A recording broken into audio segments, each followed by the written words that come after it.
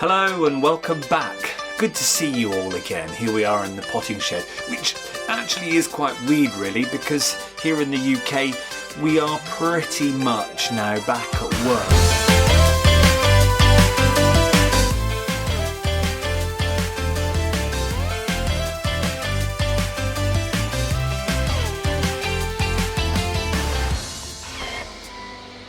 I love that. I'm pretty much back to work, to a near normal, Wednesday to Saturday at the shop, 10 till 3. Not completely normal with my social groups in the morning and afternoon, so I do miss them. And I know many of my ladies who come to the social groups watch, so hello from your home. Do miss you all. Oh, can't wait till you can all come back, whenever that will be. I think maybe when theatres reopen, where they can be closer than 2 metres and for so much time, but it's all still a bit weird that. But so I'm still doing it from home because I know many of you are still at home, even though the message here in the UK is to go back to work. I know many of you watch our vlogs from all around the world, Canada, America, New Zealand, Australia, and I know the virus is affecting you differently there, and you'll be at different stages, so all the best with how you are dealing with it where you are. If you are still at home, then enjoy regardless, because I don't have my social groups in the shop at the moment. I'm out on my own at the back, and because of all that Christmas fabric coming in, I thought, well, why not make a Christmas advent calendar and stocking? Take a look at this.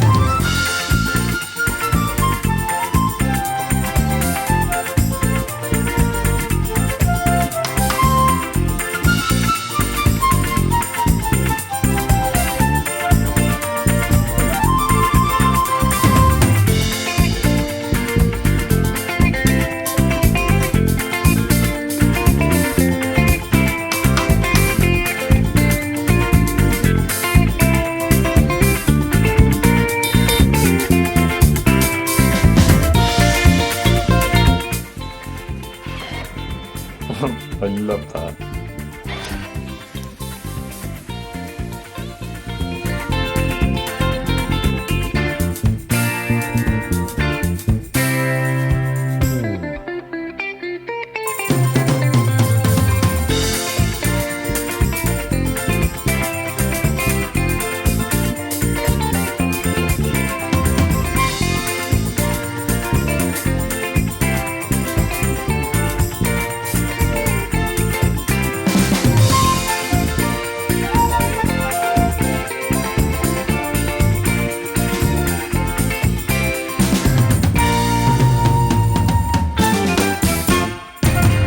Right, I'm going to do a bit of knitting. Have you got your knitting out? I've got my knitting here. This is my current work in progress. Here we go. I said on it was the stay at home vlog 1, the first one actually, when I was first getting used to it and introduced my next project. Well, it is this one. It is, as you can see from the front there, it is. So go back to episode 1 and have a look at it. It's a cardigan called Intersections by Rosso Cardinale, fabulous Italian designer, and it's worked in the round, and it's going to involve, because it's a cardigan, it's going to involve steeking up the middle, that you can see there where I'm going to cut. And it's all about colour work. Now, I have never done colour work at all. I am very much a beginner knitter. I've been knitting for 4 years, on and off, since having the shop. And I thought, do you know what? I am ready to attempt to do some colour work. Some people call it Fair Isle. Is it right? I'm still learning about this. Fair Isle only uses 2 colours all the time, I think. Is that right? I know some of you will be able to comment below and let me know on that. There are differences, and I know many people use the term Fair Isle for colour work, but I think there are, or it's a bit like sellotape, isn't it? A brand name, or Hoover. So people will say Fair Isle for any type of colour work, but I think the two are different. So started off with the rib and then went in to 2 colours. It was about 4 or 5 rows, but I'm getting slightly nervous about the yoke, because I'm getting closer to splitting for the sleeves and then doing the yoke.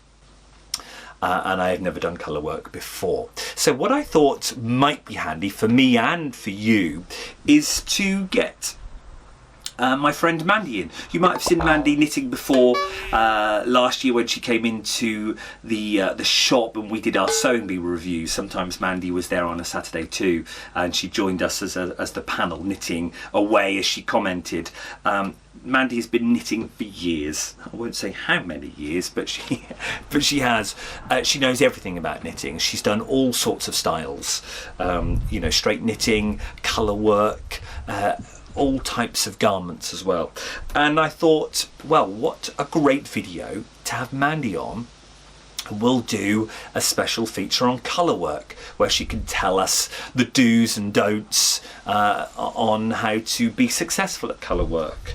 And that will certainly help me as I start doing my yoke bit, because I know you've got to be careful about your floats, haven't you? And when you carry your yarn at the back and then you change colour and you carry it, well, how long you carry it before catching it, and then how you've got to allow for the length there so it then doesn't end up bunching up. So all those sort of things that I've kind of heard about through my time at the shop, but I've never actually done it.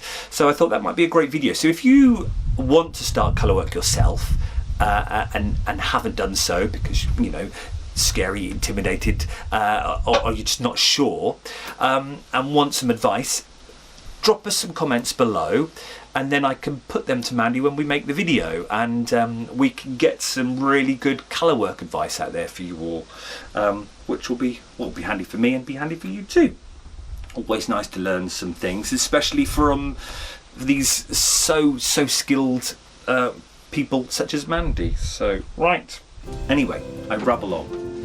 I've got my knitting because it's just time to slow down the pace.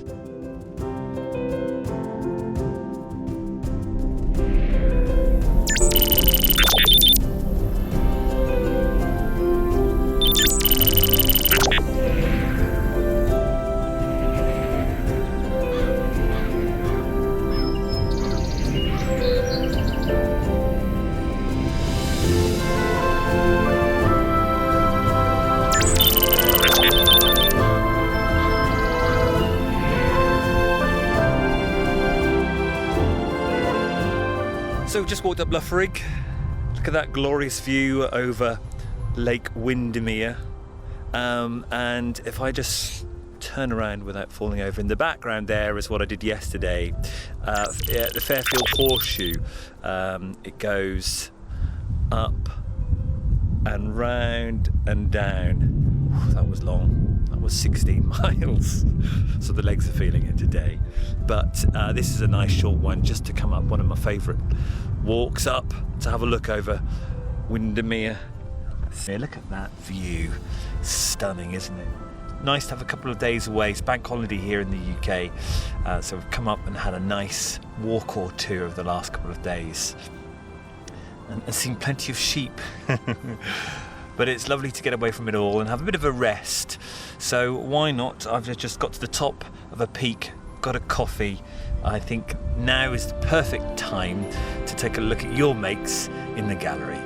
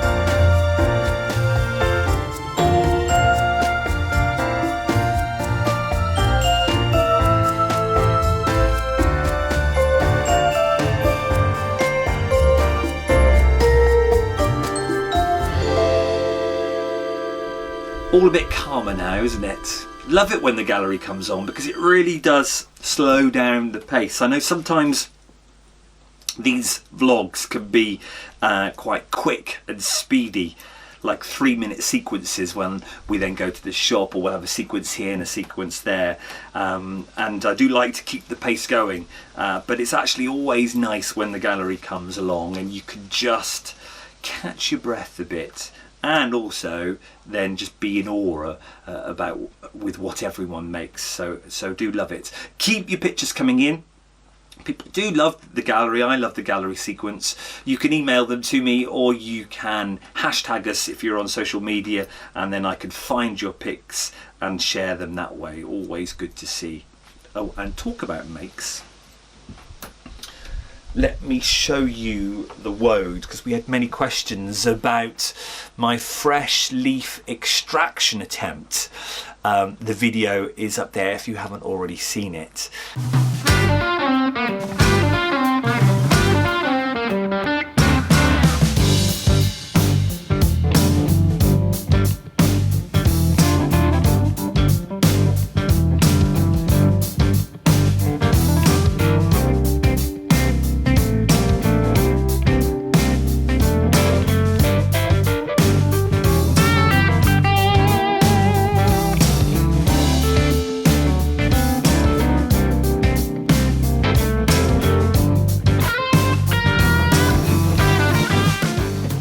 Playing around with resist, where it's a bit like tie-dye, isn't it, really? I think it's the is it shibori, where you stop the pigment from attaching by putting a resist there. So as you can see there, I had put a couple of cable ties around. Thought, oh, just experiment. It's fun to see what effect it has, and you can see there. But I suppose the question is, would anyone want to knit with it? How would it knit up? I mean, it looks lovely like that, but it does look even more special when properly hanged. I mean, when you see it like that, wonderful. But I'm not too sure how it would work knitted up, whether people want to buy that sort of thing. But is that more interesting than solid blue? That variegated look. You tell me, because I know many of you are big fans of hand-dyed yarn. Is that why you go to hand-dyed yarn, because of the intricacies and uniqueness of it? Whereas almost solid, well, is that commercial? Can you get blue, dyed blue, commercially anywhere? Is that as interesting? It's probably not. I mean, it's still unique because it's woad and hand dyed, but not as unique as that. And I played around with this one too. This one I thought, well, let's dip half the hanky in there. So I dipped half the hanky in like that. That was hanging outside the vat for its 8 minutes. Took it out, let it oxidize, that's when it turns blue. And the beauty of indigo is, to get it darker, you don't necessarily need more pigment for a first dip. You just redip, redip and redip. Now, every time you redip, you actually only dip it for a short amount of time, because, as some of you can probably imagine, if you dip it for too long, actually it can strip the indigo off it. The science there. So I redipped again, the whole lot, for 2 minutes.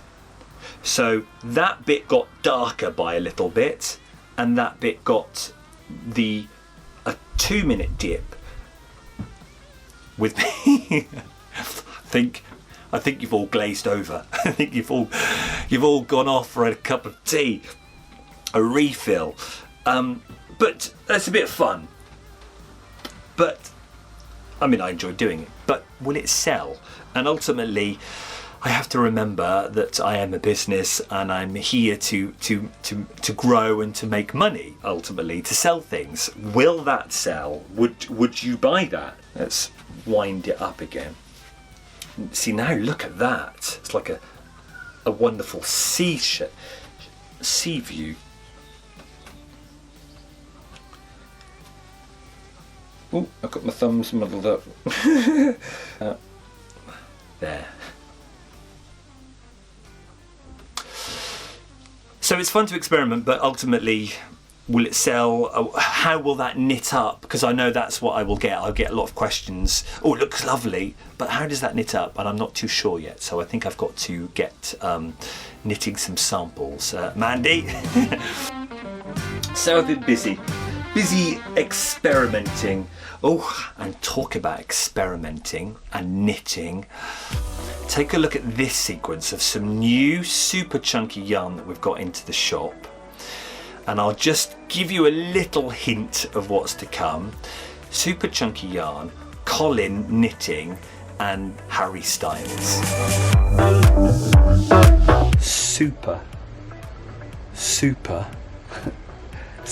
chunky wool, and it's all going to be for the Harry Styles cardigan. Have you seen it? Go and check it out. Type just in Harry Styles knitted cardigan and you'll see.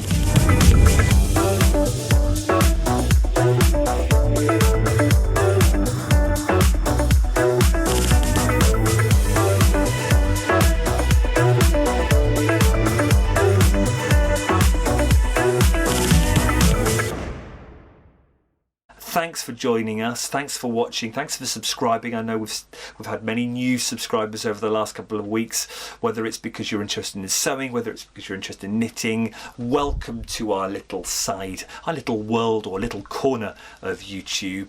And I look forward to seeing you soon. Bye-bye.